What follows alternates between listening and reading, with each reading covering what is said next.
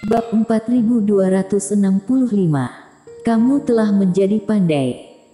Tentu saja, Erikin tidak membuka patung tersebut, melainkan berdiri di depan patung pria tersebut, berpikir secara diam-diam.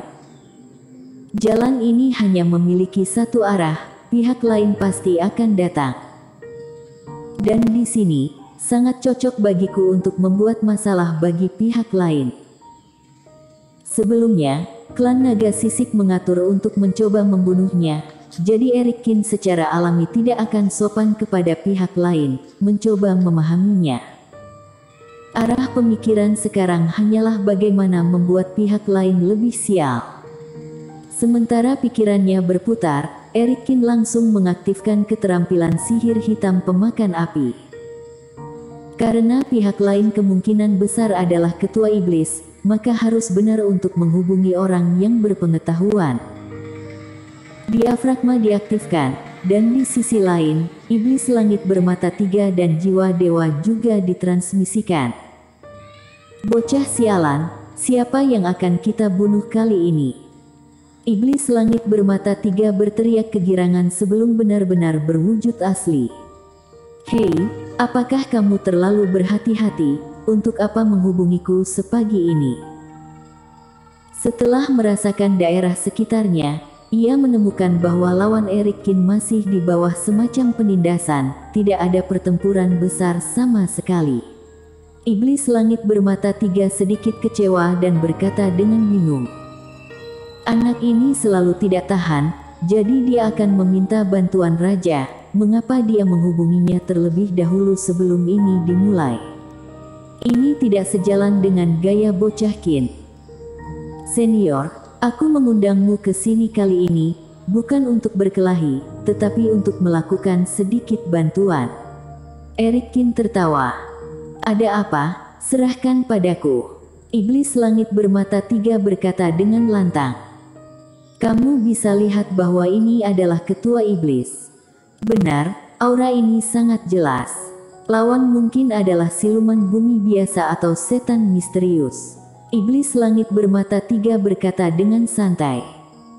Namun, ada terlalu banyak kelompok etnis kecil seperti itu di wilayah asing. Jika kamu bertanya kepadaku aku ini ras apa, aku benar-benar tidak tahu. Karakter kecil semacam ini, iblis bermata tiga sebagai bangsawan di antara ketua iblis, tentu saja tidak pernah memperhatikannya.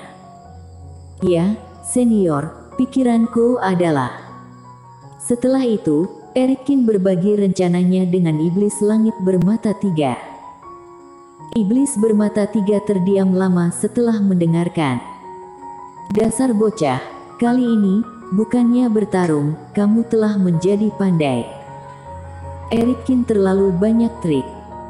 Sebelumnya, Erikin selalu bertarung antara hidup dan mati, membuat iblis bermata tiga berpikir bahwa manusia mirip dengan setan. Namun kali ini benar-benar membuat iblis langit bermata tiga merasa bahwa anak manusia ini sedikit seram. Jika semuanya berjalan dengan baik, seperti prediksi Erikin, mereka yang ditipu olehnya akan benar-benar sial. Bukankah itu yang ditunjukkan oleh senior? Erikin menawarkan sanjungan sambil tersenyum. Omong kosong, aku tidak pernah mengajarimu itu. Tapi gerakan kejammu cukup menarik, ingat untuk merekamnya sebentar. Saat kontak berikutnya, aku akan melihat hasilnya. Iblis langit bermata tiga menyeringai. Setelah ditegaskan oleh iblis langit bermata tiga, Erikin dengan cepat mulai memainkan trik di lapangan. Adapun kultivator klan naga sisik di belakang, Erikin juga memasang beberapa jebakan kecil di sepanjang jalan untuk menunda waktu dan tidak khawatir pihak lain akan segera datang. Ngomong-ngomong, ada hal-hal ini di sini. Erikin menggunakan pola dewa yang tidak dimiliki daratan Jiushu, pihak lain tidak dapat menebak bahwa ini diatur sendiri. Segera, sarana Erikin dikerahkan, sosoknya bergetar dan menghilang di tempat lagi.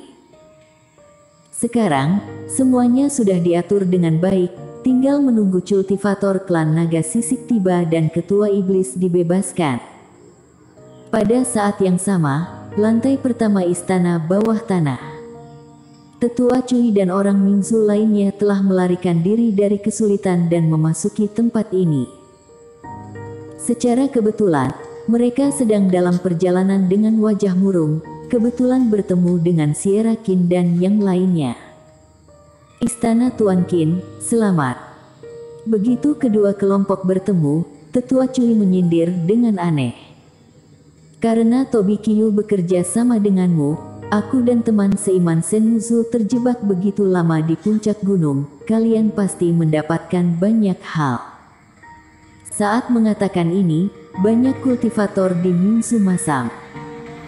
Jika ada harta di sini, seharusnya itu milik mereka, tetapi karena hal-hal buruk dari klan Naga Sisik, mereka datang terlambat lebih dari setengah jam.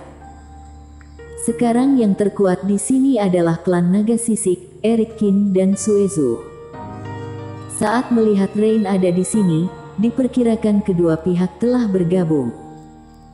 Sierra Qin di sisi berlawanan juga merasakan kedutan. Peluang besar. Orang-orang Mingzu ini terlihat kesal, jadi lebih baik mendorong mereka untuk pergi ke klan Naga Sisik untuk melampiaskan amarahnya. Mereka juga bisa membuat jijik pihak lain dan melampiaskan amarahnya pada Erik Qin. Dan ini juga ide Slip Giok Erik Qin. Tetua Cui, Tobi Qiu dan kami tidak ada hubungannya satu sama lain. Meski tergerak, Sierra Qin juga tahu untuk tidak mengungkapkan pikirannya. Jadi dia menekan dorongan ini dan merespons dengan ringan. Kalian terlalu kejam sebelumnya dan kemarahan banyak pelatihan tanpa partai adalah penyebab kekacauan itu.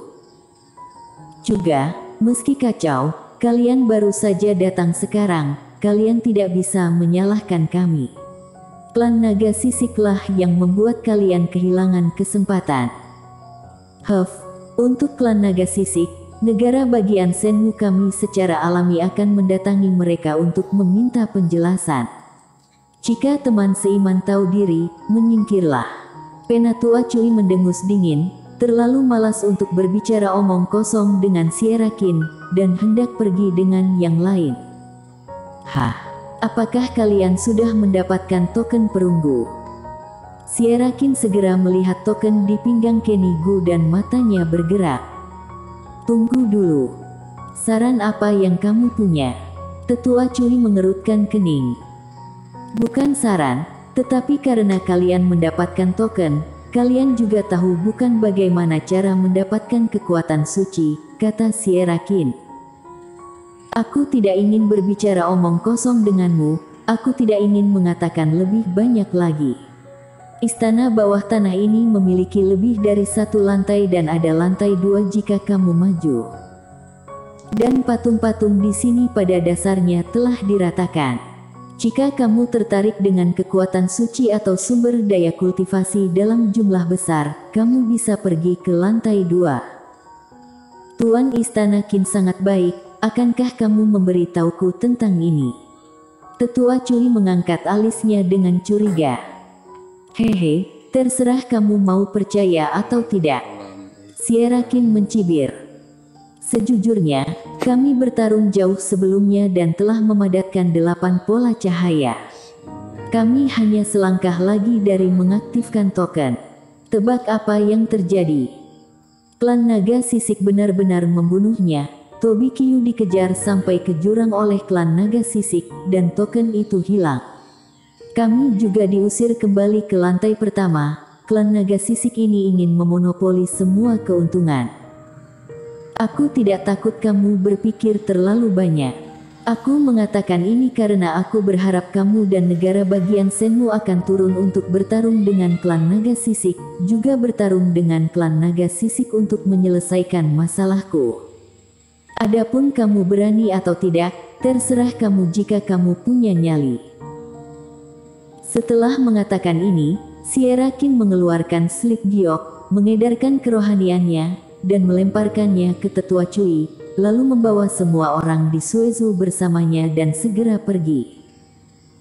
Kultivator Mingzu tidak bodoh, jika mereka provokatif, pihak lain mungkin tidak akan tertipu, bahkan mungkin waspada. Sekarang dia akan memberitahu pihak lain apa yang ada di permukaan dan apakah mereka mau pergi, mereka yang akan mengambil umpannya. Apakah itu benar atau tidak? Memegang giok slip, mata Penatua Cui berkedip, tetapi dia sebenarnya sedikit tergerak. Dia juga membaca isi slip giok, itu adalah peta istana bawah tanah yang sangat jelas. Itu tidak hanya menggambarkan rute, tetapi juga memiliki kuil dan jebakan. Di ujung peta, meluas ke lantai 2. Ini sesuai dengan apa yang dikatakan Sierra Kin. Bersambung.